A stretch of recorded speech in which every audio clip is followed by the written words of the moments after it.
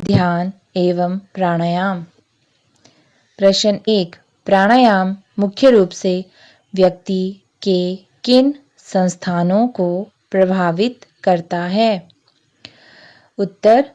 प्राणायाम शरीर के रुग्ण अर्थात बीमार अंगों की मुरम्मत करता है।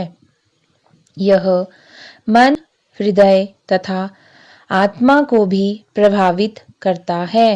प्राणायाम करने से उत्तक श्वसन बढ़ता है तथा मानव का टाइटल वॉल्यूम बढ़ता है।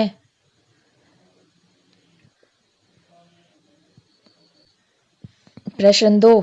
भ्रामरी प्राणायाम की विधि लिखें। यह भ्रामरी प्राणायाम की अवस्था है। उत्तर। भ्रामरी प्राणायाम की विधि इस प्रकार से है।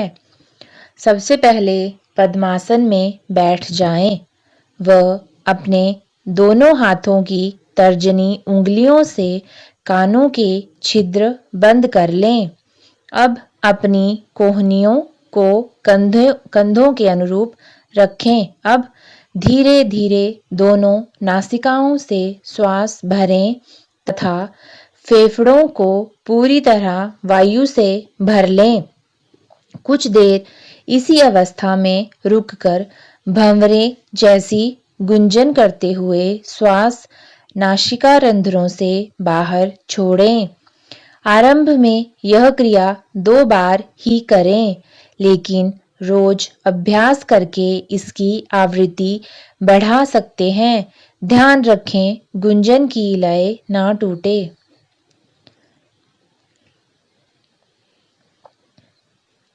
प्रश्न 3। अनुलोम विलोम प्राणायाम के लाभ लिखें। यह अनुलोम विलोम प्राणायाम की अवस्था है। उत्तर। अनुलोम विलोम प्राणायाम करने से हृदय रोगों से मुक्ति मिलती है। हृदय के अवरोध खुल जाते हैं तथा शरीर की लगभग नाड़ियों की शुद्धि होती है। कोलेस्ट्रॉल की बीमारी से भी मुक्ति दिलाने में यह प्राणायाम सहायक है।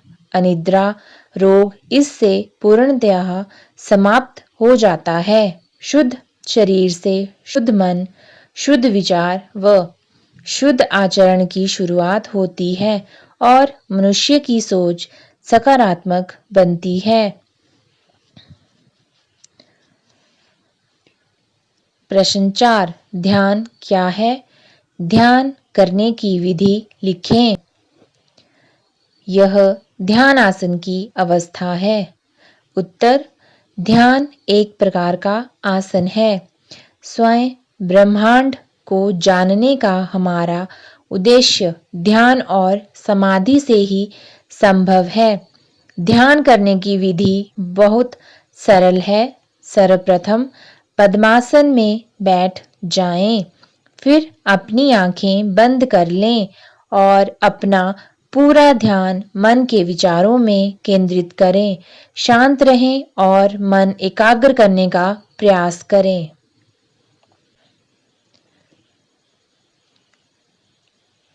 प्रश्न 5। ध्यान करने के क्या लाभ हैं?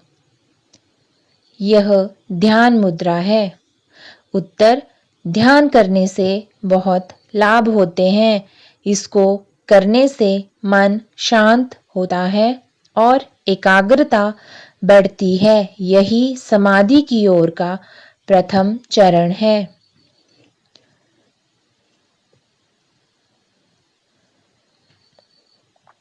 प्रश्न 6। योगासन तथा अन्य व्यायामों में क्या अंतर है? उत्तर। योग अन्य व्यायामों जैसे दौड़ना, विभिन्न खेल खेलना, तैराकी, लंबी कूद आदि से श्रेष्ठ तथा सरल है।